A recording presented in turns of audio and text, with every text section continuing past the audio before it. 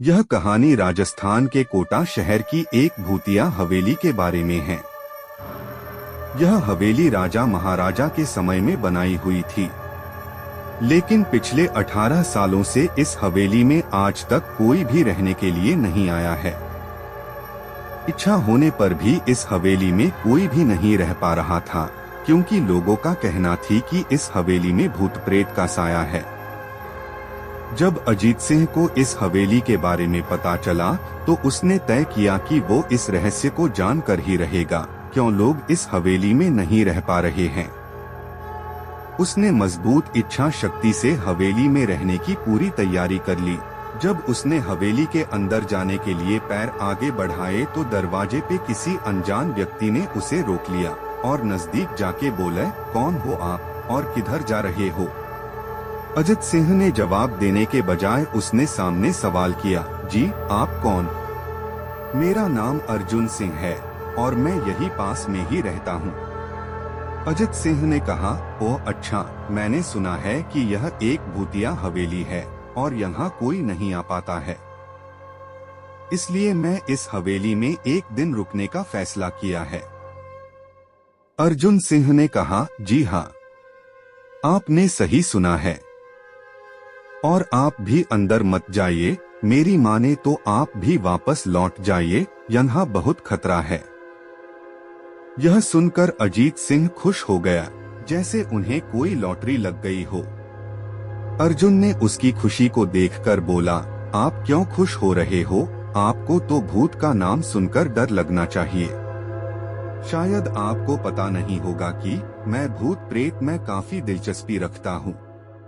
अगर इस हवेली में भूत है तो मैं अंदर जरूर जाऊंगा और सारी सच्चाई का पता भी लगाऊं। इतना कहकर अजीत सिंह उस हवेली में चले गए।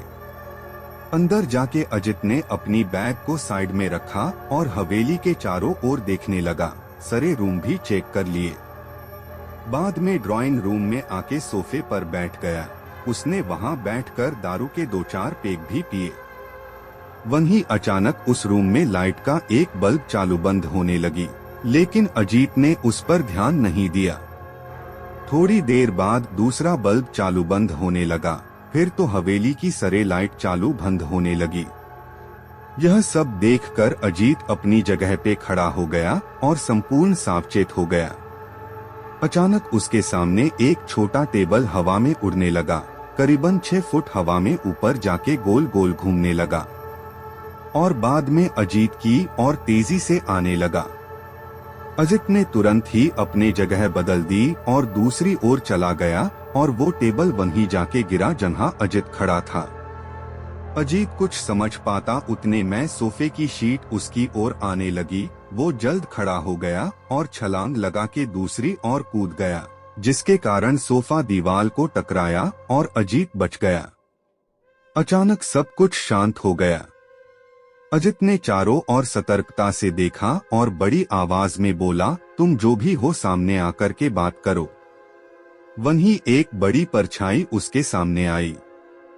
अजित ने उस परछाई को देखकर बोला, कौन हो तुम और क्यों मुझे मारना चाहते हो? परछाई, तुम्हारी भूल के कारण। अजित, मेरी भूल? मैंने कौन सी भूल की? परछाई, इस हवेली में आने की भूल। मैं किसी को भी इस हवेली में खुश नहीं देख सकता। अजित, लेकिन क्यों? वो परछाई ने जवाब दिया, आज से 18 साल पहले इस हवेली के मालिक ने मुझे यहीं पे ही मार डाला था। मेरी कोई गलती भी नहीं थी। इस कारण की वजह से मेरी आत्मा इस हवेली में भटकती रहती है। मैं किसी को भी इस हवेली में नहीं रहने दूंगा, क्योंकि इस हवेली में मेरा खून हुआ था। इस हवेली में जो भी रहने के लिए आएगा उसकी मौत होगी। अजित ने कहा, मैं तुम्हें अपने असली रूप में देखना चाहता हूँ। तुम्हें मारने से पहले मैं तेरी यह इच्छा अवश्य पूरी करूँगा। और उस परछाई ने एक भयानक दरमियाना रूप ले लिया। उसका चेहरा इतना भयानक था कि अजीत भी एक क्षण के लिए डर गया था, लेकिन दूसरी ही क्षण में उसने अपने आप पर काबू पा लिया। बाद में इसने अपनी जेब में से सफेद पाउडर निकाला और उस भूत के पर फेंक दिया। भूत के पर पाउडर पड़ते ही वो जलने लग गया बड़ी बड़ी ज्वाला की उठने लगी। वो बहुत जोर जोर से चिल्लाने लगा और बाद में पूरी तरह से जल गया। उसके बाद अजीत ने चैन से सांस लिया और वहीं पर सो गया। दूसरे दिन सुबह जब अजीत को सही सलामत हवेली से बाहर आते देख अर्जुन को आश्चर्य हुआ। अर्जुन ने अजित से पूछा, तुम कैसे जिंदा हो? जब अजीत ने अर्जुन को कल रात को घटी घटना को पूरी तरह से बताया और बोला, अब यह हवेली भूतिया हवेली नहीं रही। दोस्तों, आपको यह कहानी राजस्थान के कोटा की भूतिया हवेली कैसी लगी? प्लीज हमें कमेंट करके जरूर बताएं।